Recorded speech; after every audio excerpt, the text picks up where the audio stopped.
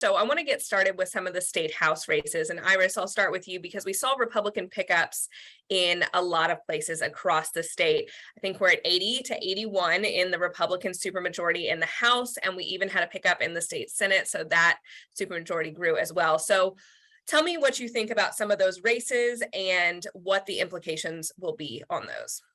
Sure, and I'll kind of start with the latter point there, Jacqueline. I'm calling it sort of the supercharged super majority. And so not that House Democrats are irrelevant in the policy setting agenda, but let's just say there may be sort of a different attitude in how House Republicans approach legislative priorities. As you mentioned, at least 80, maybe 81, depending on how they call these remaining seats. But some key observations. You have 3 pickups in Jefferson County, where held by Democrat incumbents flipped to Republican. These are areas within Louisville that Trump won by pretty good margins. And so the redistricting have a part of it, were local issues, constitutional amendment number 2, all these different sort of external factors. What really drove it? I will say from personal experience and observation, these candidates worked hard. And so, in the environment that we're in, plus all these other factors, 3 pickups in Louisville, significant. 1 pickup in Bowling Green, Patty Minter, the Democrat incumbent, was defeated. And also 1 pickup in Eastern Kentucky, which I'll let my colleague Sherman Brown speak more of. But these 5 pickups, I know some were projecting it, but it's just still trying to process that, 5 pickups for House Republicans and supercharged supermajorities. Absolutely. And Sherman, I'd love to talk about some of those pickups, especially we lost a leadership member from the Democratic caucus in Eastern Kentucky, and Patty Minter out of Bowling Green, 2 people who were super involved within the last couple years especially in terms of disasters in Bowling Green and Eastern Kentucky. So some pretty stunning losses there, but now the biggest talking point coming out of this is we now no longer have any Democrats in the central time zone, and we have 2 Democrats left in Eastern Kentucky, which is Ashley Tackett Lafferty, who won her reelection, and Robin Webb. So can you talk to me a little bit about what that means for the Democrats and, like Iris said, the policymaking process? Absolutely. So first of all, thank you for having us both on. We appreciate that. I told this story a little bit ago, just that I worked on a campaign, Muhlenberg, Ohio, and Hopkins County. This is 2006. State Senate race. Jerry Rhodes was running. Dan McGarry was the Republican. And now, granted, we had a lot more money on the Democrat side than Dan McGarry. Wasn't well funded, but we won all 92 precincts. So if you think about what that is, and that's just 2006, just 16 years ago.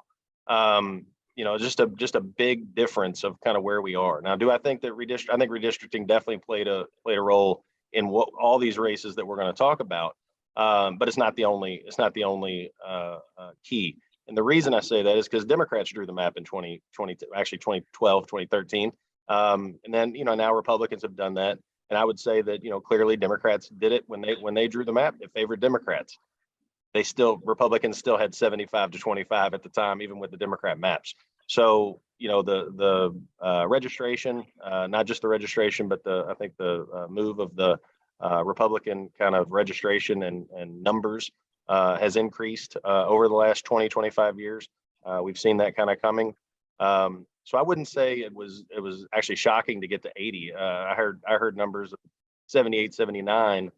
3 months ago, and I heard numbers up of 83 on Monday. So I was hearing, it was kind of all in that range. So the 80 number didn't really throw me. And then the Senate pickup with Dennis Parrott's seat in Iris's hometown there, is again, not, Democrats didn't even put up a candidate. I anticipate it was shocking. That was shocking to me that a Democrat had that seat for so long. And I worked with Dennis in the 2010 race. So anyway, to your point on the other races, Angie Hatton's race, used that one specifically with the floods and what she was doing there in Letcher County, but the district now had more of Pike and just kind of had changed a little. It wasn't shocking, but I would say it was a little surprising because when I think of leadership, not just leadership and political leadership, someone who's actually on the ground working, trying to help people in her area, work with her county judge, who's a Republican, threw all that out of the way just to get in and make sure that she was helping her people. Was kind of surprising to me to see that the margin that she lost by. If I thought that it was going to be a little bit closer of a race, and then Patty Minter, redistricting definitely played a role there. But she also, to Iris's point, the Republicans were working very hard and had targeted that race and saw that opportunity and seized on it. So again, I think that will change some things for the future. We also lost Joni Jenkins, retired. So for the Democrats, two of our members on the House side, two of leadership are gone. And then Morgan McGarvey won the congressional race. He's the Senate leader. So half of our leadership is now up for grabs, and just seeing where that goes. Yeah, Could be interesting. That will be a very interesting process as we head into 2023. Absolutely. And I want to talk about some of the other contributing factors, if you will. Obviously, we're going to talk about the amendments, but first I want to talk about turnout. Very, very, very high turnout.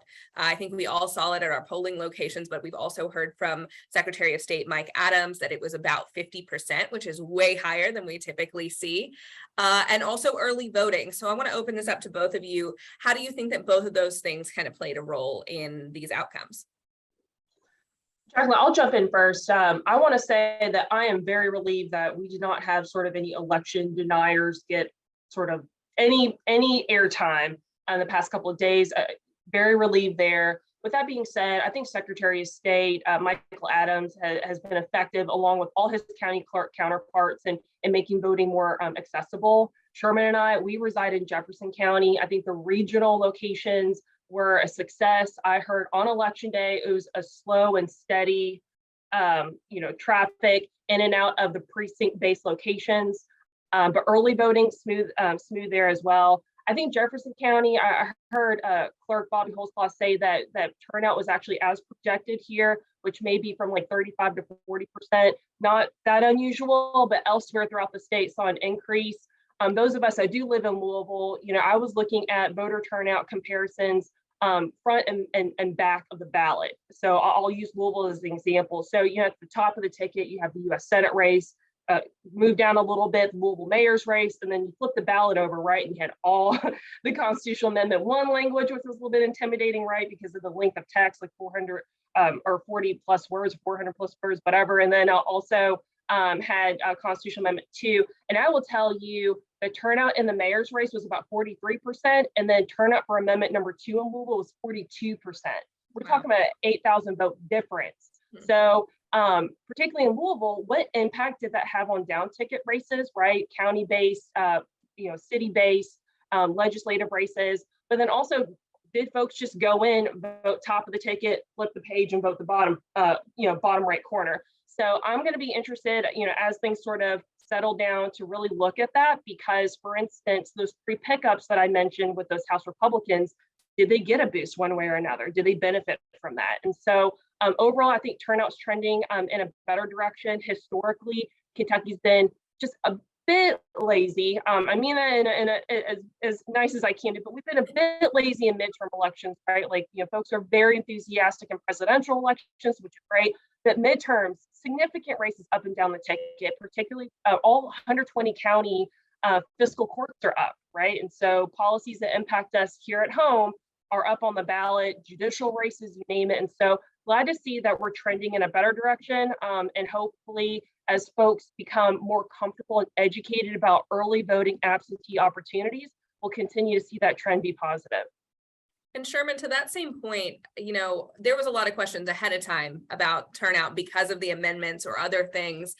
And especially a lot of us that are in this world wondered, will Amendment 2 have any impact on a race like Coleman versus Sherilyn Stevenson, which is still very, very close. We still are kind of waiting on that. We can expect to probably see a recanvass, at least in that area, I'm sure. But that's a Republican who could have had a really good shot in an area where maybe people voted for Amendment 2, and that's why they came, and then they voted the other way. So what do you think about turnout and some races like that and how they were affected?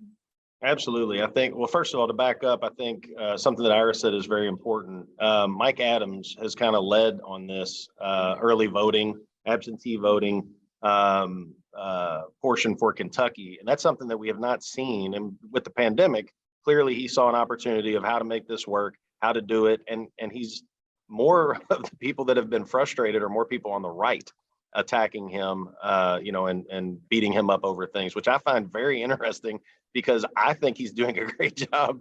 And it doesn't hurt me to say it. I mean, I'm fine with it. I'm good. The guy's doing a good job. And he's done this, and kept the integrity, which I think is a lot. People are nervous when you have mail in anything, right? I mean, a lot of fraud is done through the mail. I understand. But he's doing just everything on it to keep the integrity of voting alive in Kentucky, but giving the access to folks, so that they can vote. In addition to that, if our Republicans are nervous about people going out to vote, they're still winning. That's the thing that I'm just kind of like, I'm still bragging and saying you need to do it, even though it's helping Republicans, or it's not hurting them at least. So that's something just to keep in mind. We do see this right now. You're seeing it in Nevada, with the race out there of just too close to call, and it's going to be several more days, I think, before we know what's going on there. So anyway, back to your question.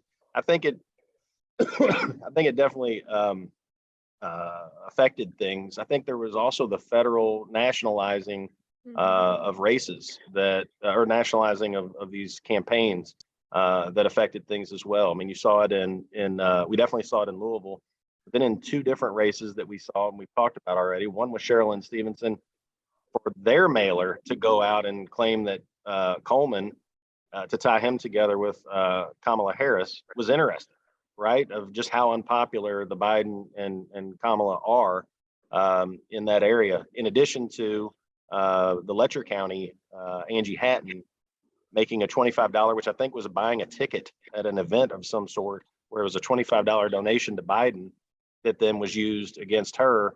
Add in the Let's Go Brandon with Brandon Storm and Brandon Smith down in Eastern Kentucky, just kind of how that is. But just federalizing the race, we're going to see that in 2023. It's already started, and it's going to be the Biden Beshear agenda, I'm sure. But all of that, I think, kind of plays into all of this.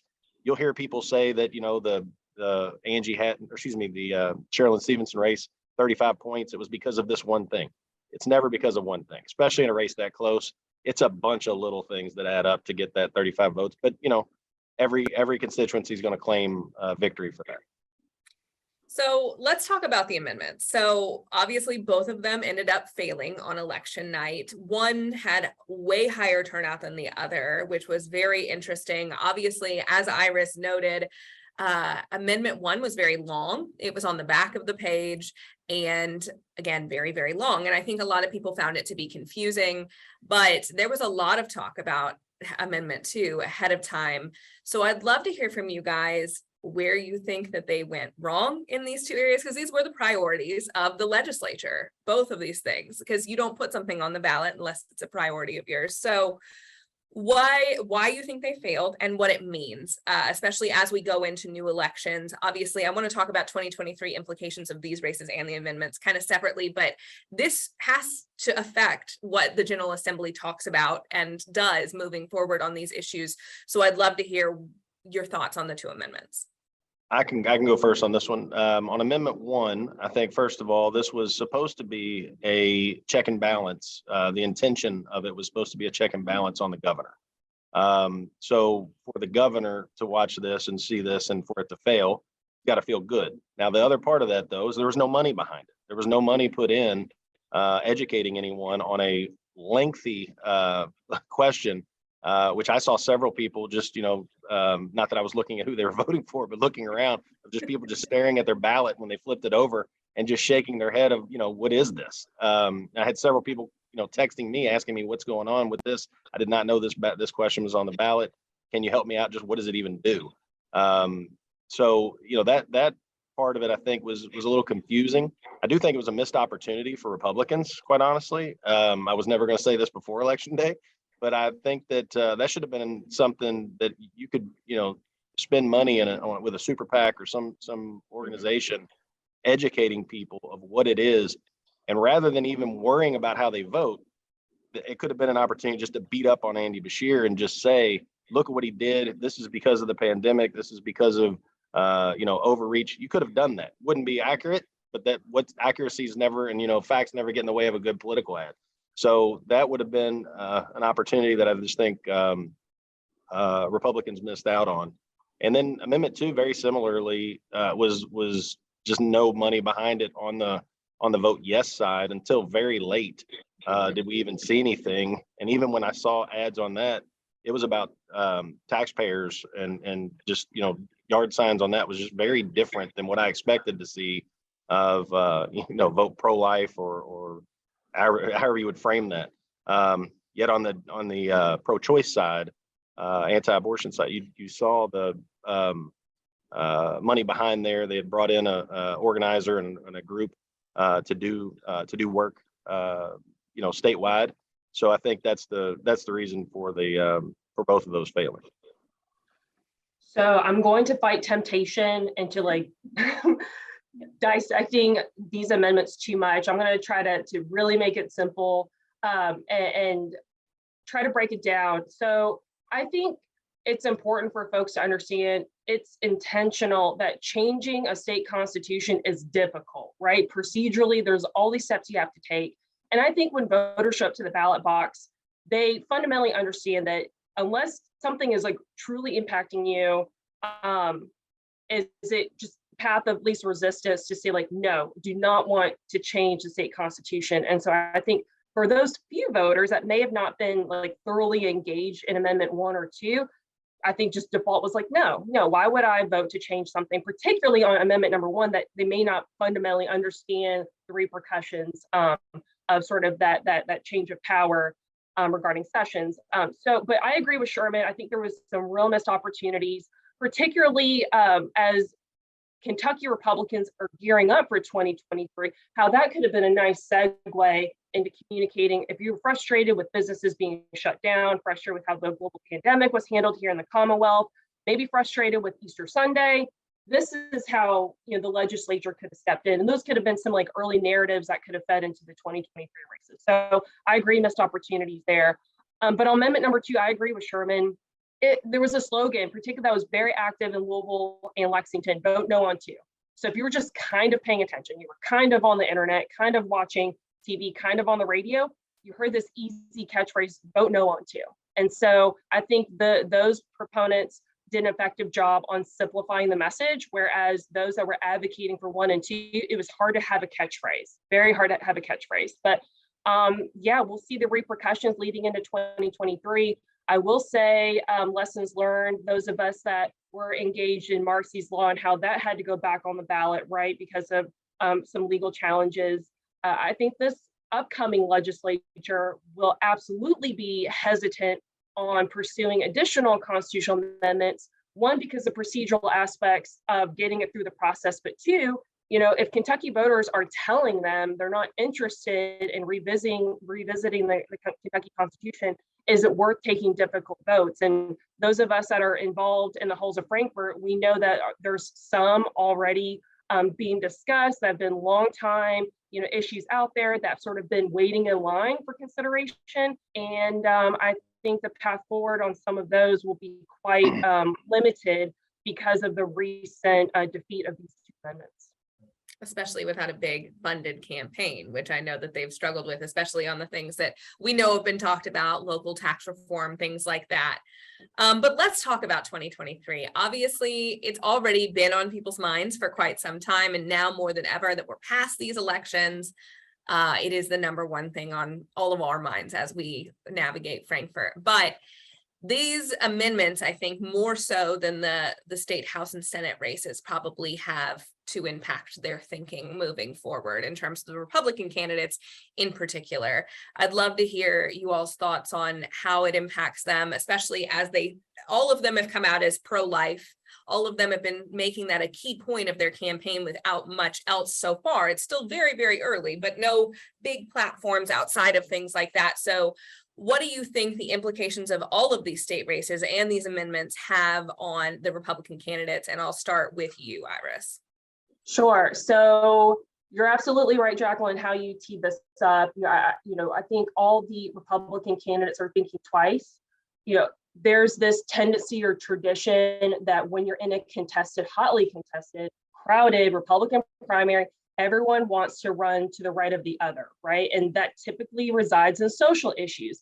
And so lessons learned, right? On amendment number 2, if you're claiming to be, I'm more pro-life than so-and-so, is that really a productive and energizing issue to motivate Republican voters in the Commonwealth?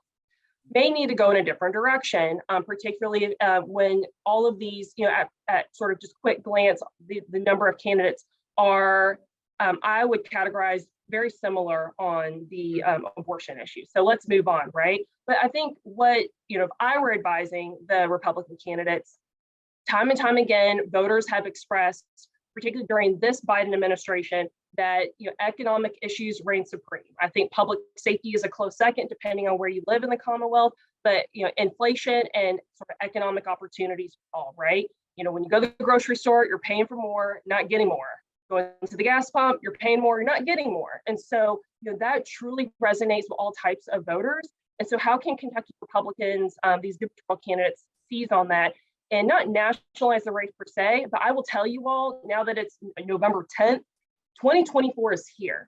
Yeah. And not that Kentucky's a battleground state on the presidential level, but because we are one of 3 states that have a gubernatorial race in 2023, I can see different external, entities being very interested in voter sentiment, particularly because Kentucky's typically one of the first states to report in the presidential results.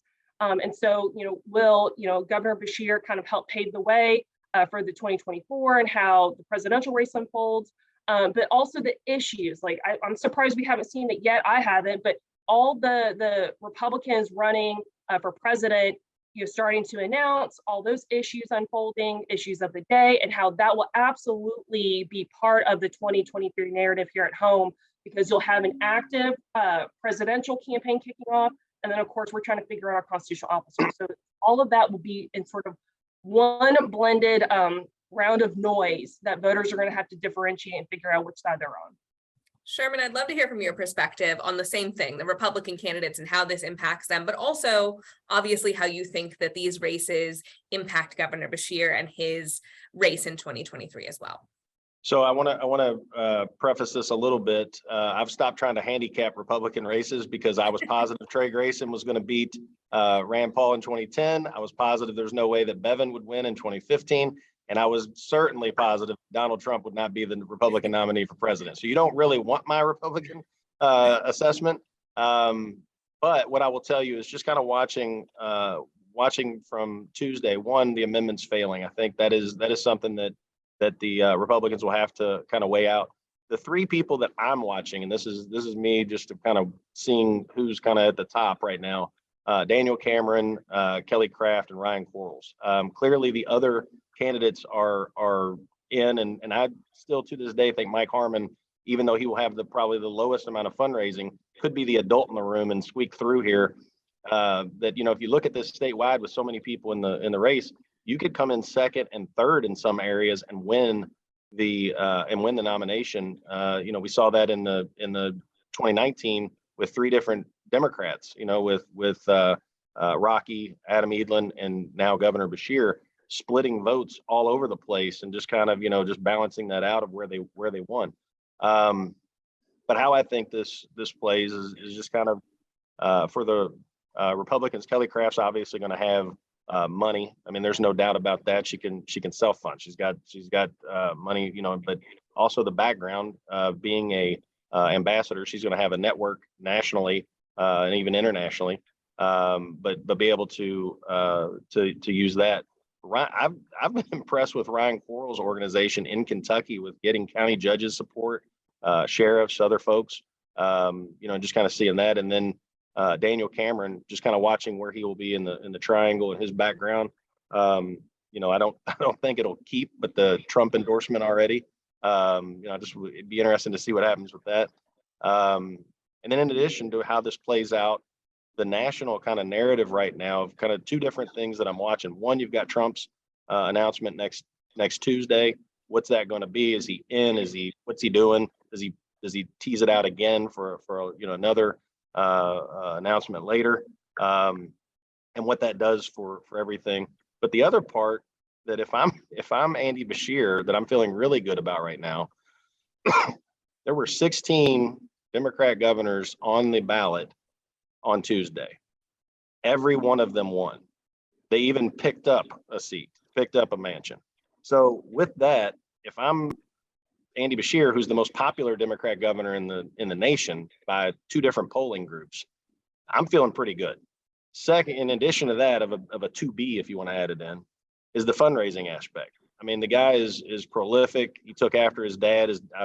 I was the finance director for his dad, so I understand how that family thinks about fundraising and how much they value it. But Andy is crushing it there as well. He will not have any lack of resources for 2023. And I guess a third thing that I will mention is just that it's a year that is an off cycle where you only have 3 races. So I anticipate the RGA, Republican Governors Association, and the Democrat Governors Association playing very early here, feeling both of them feeling like they will invest early. The Republicans may invest to see what moves and test out some messaging. If I were them, that's what I would do, because it didn't work in 2022. So I'd be testing everything I can early to see what moves the needle. Is he vulnerable on the pandemic side of what he did there? Is he vulnerable on education? Is he vulnerable on healthcare? I don't know what those will be because his numbers are so high right now. And I'm not trying to hide behind it. I really don't know what the numbers are. So I'm excited to see it. But if I'm Andy Beshear right now, I'm feeling really good after what happened on Tuesday. So as we transition into talking about federal races, I kind of want to talk about whether you all feel that these results in all races were a rejection by Kentucky voters of being too far to the left or to the right. So for instance, Amendment 2, for example, in one category, but then also I want to talk to you, Sherman, about Charles Booker and those kind of things. Do you think that Democrats ran too far to the left for Kentuckians in some of these races, and that's why we saw the results that they did, or that we did?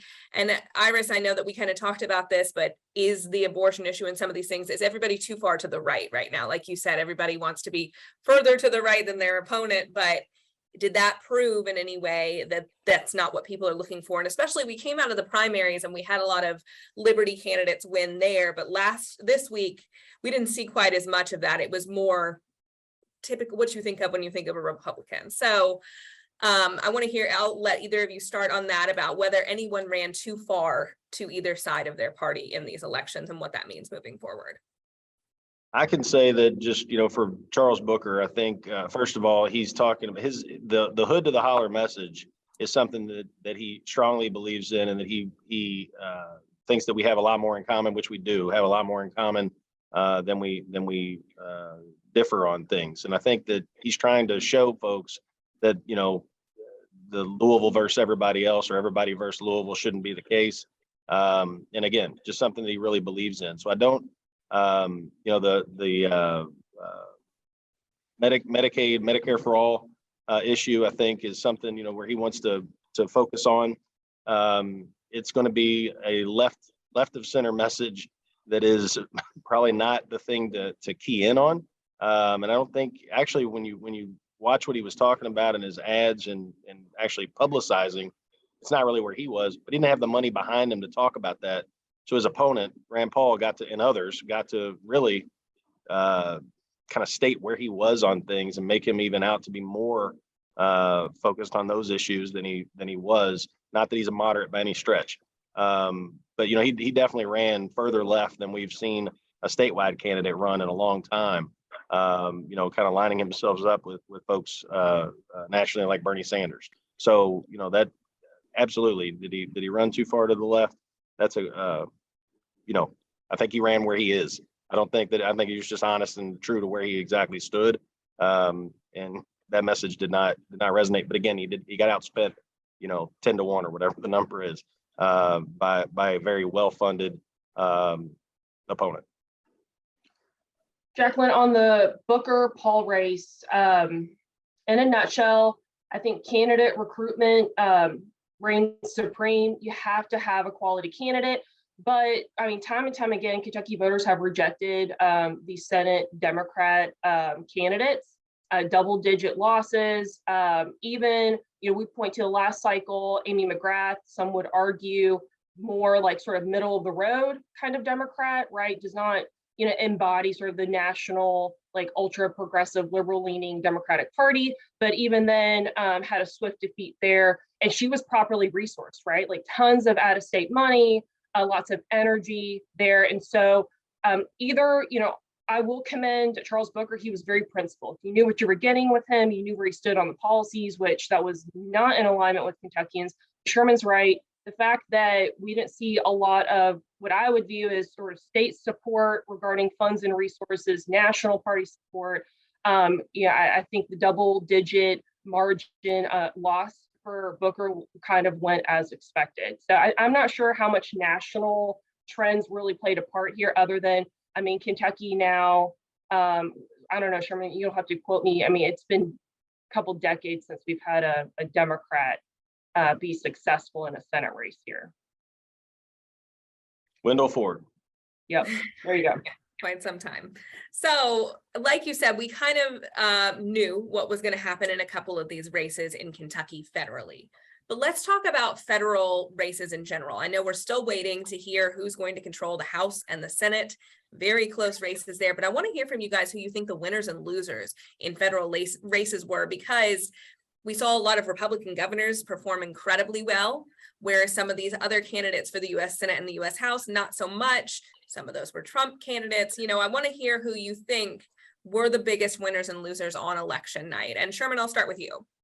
Yeah. So first of all, to answer part of your question, I think part of your question too is I think that the Democrats will end up with control of the Senate even before we get to Georgia with the runoff. I think that Nevada and Arizona both go.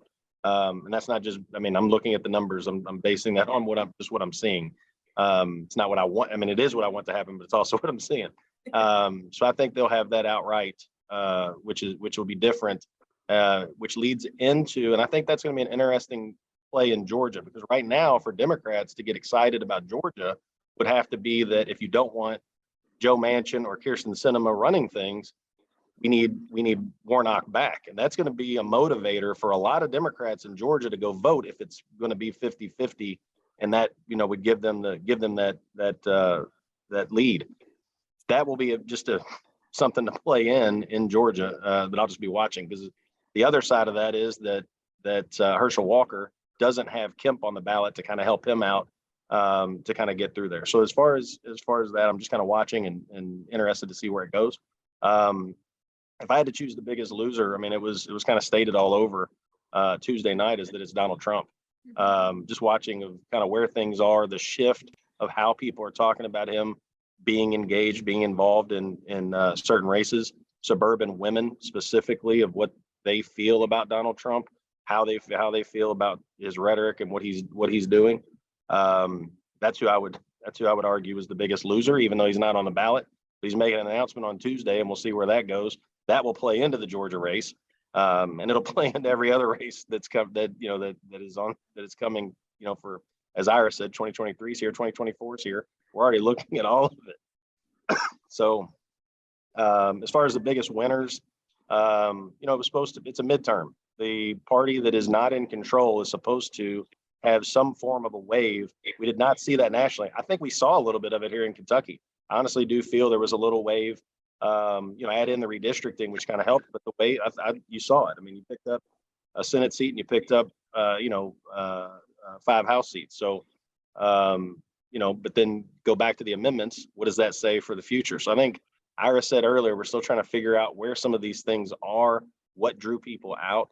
And I think they're going to differ across our state and across our nation, that it's not just one issue that just kind of carried the day, several little things that added up to move people. And that'll play into how we target and get folks out to vote for 2023 and 2024. Jacqueline, quickly on the House, U.S. House of Representatives side, we're sitting at 208, 190, favoring Republicans, the race to 218, right? And so without getting too much into it, I think a couple of factors, quality candidate recruitment is step one, but also sort of expectations that everyone's watching. House Republicans sort of had an easier path, right? So Senate, as Sherman kind of outlined, was a bit of a different dynamic. These folks are running statewide. On the U.S. House side, though, even though we've had quite a bit of turnover on the Republican side, the expectations of some of the competitive races are somewhat going as expected.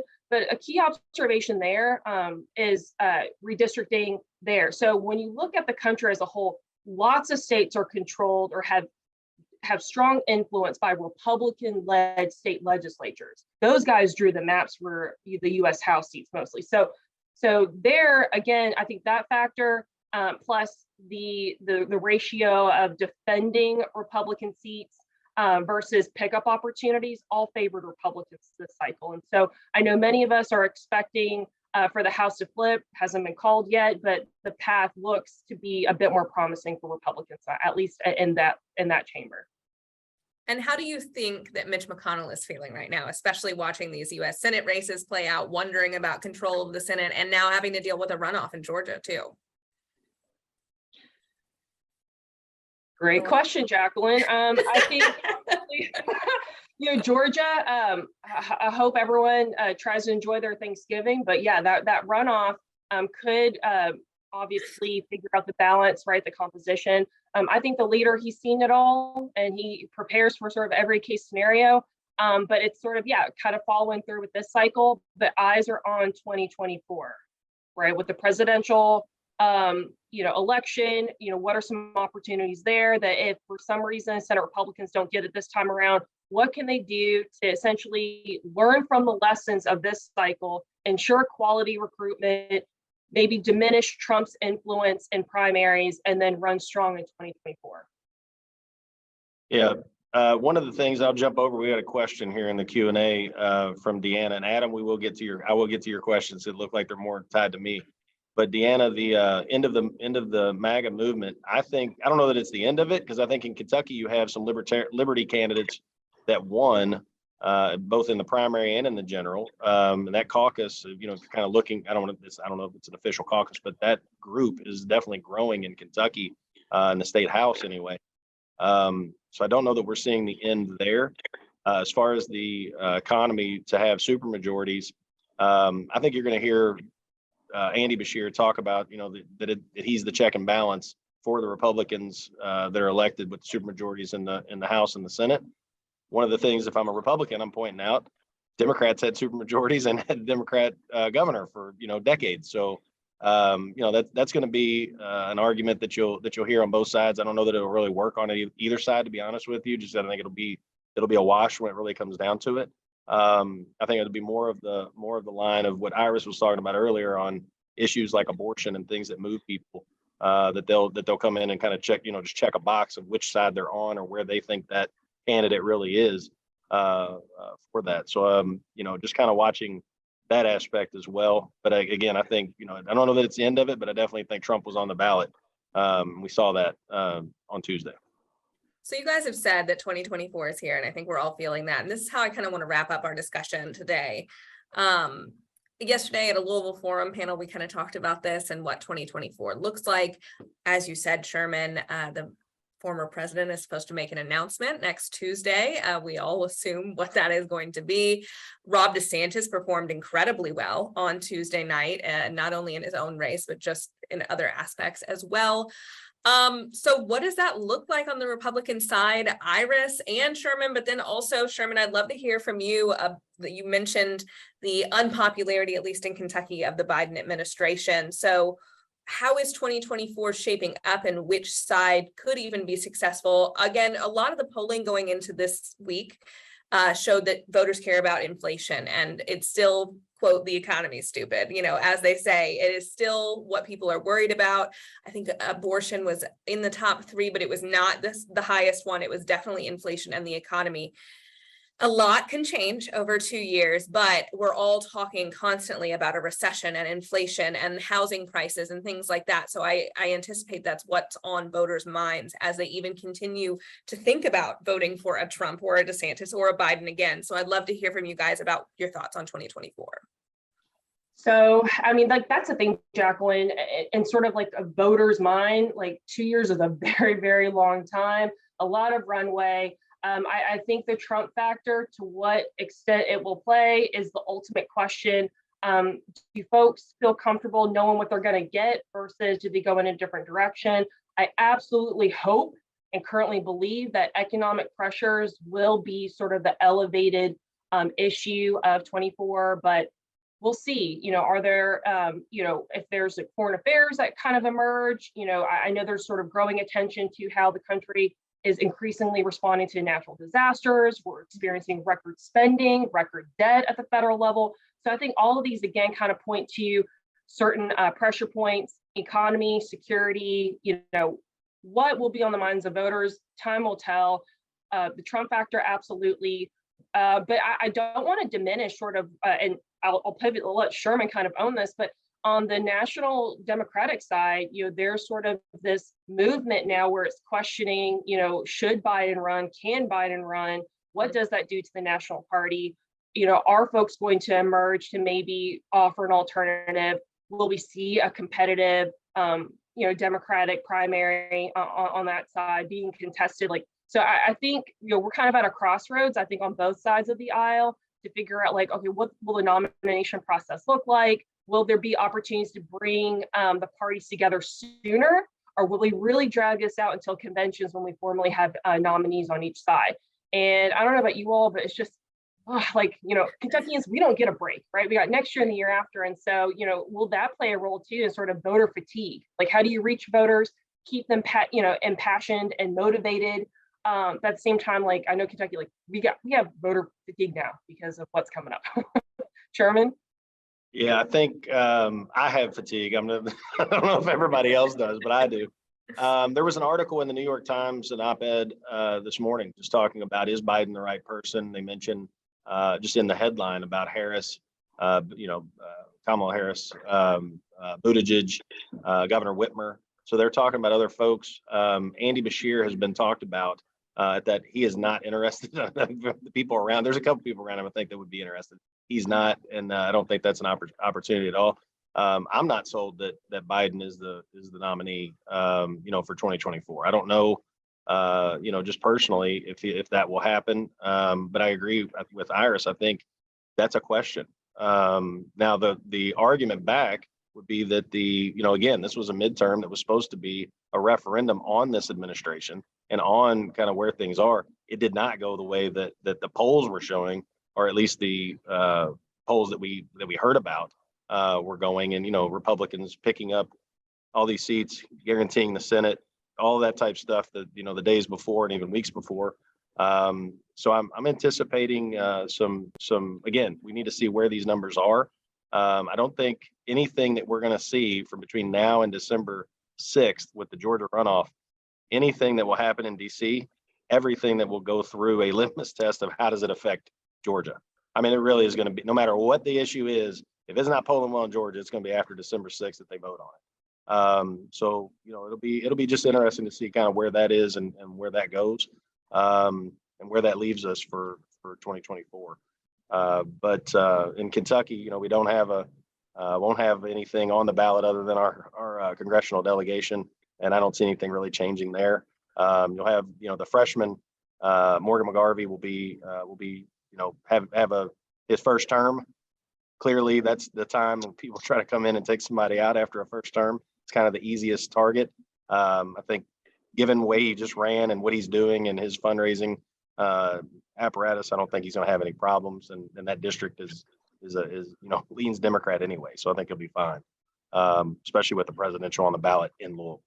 So I think we're good there. I don't anticipate any, and it's not, it's 2 years out.